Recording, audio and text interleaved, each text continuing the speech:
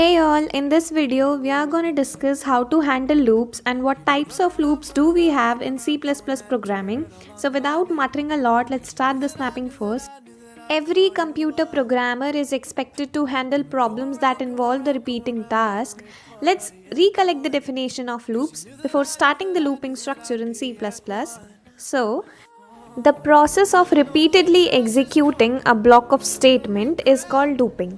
So with this looping definition, we can classify them into two. First we have is the finite loop and second we have the infinite loop. Let's look at their definitions first.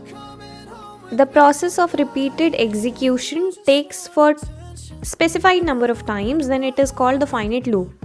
For example, if I have to perform a loop for only 2 times, then here I have to specify the number which is 2. Then this 2 is a finite example of the finite loop because we have given the specified number and the specified number in the program is termed as the finite loops.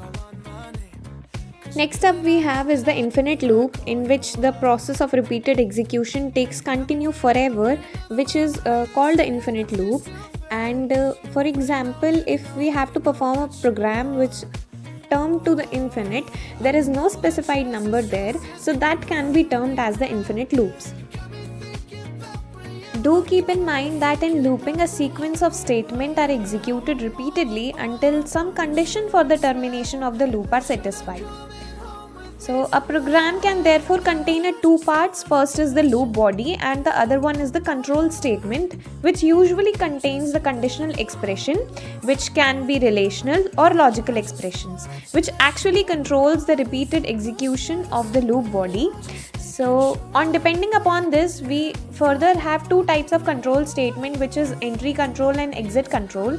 So do let me know if you really want to know about that. Do write in the comment section so I can provide you some videos or some stuff.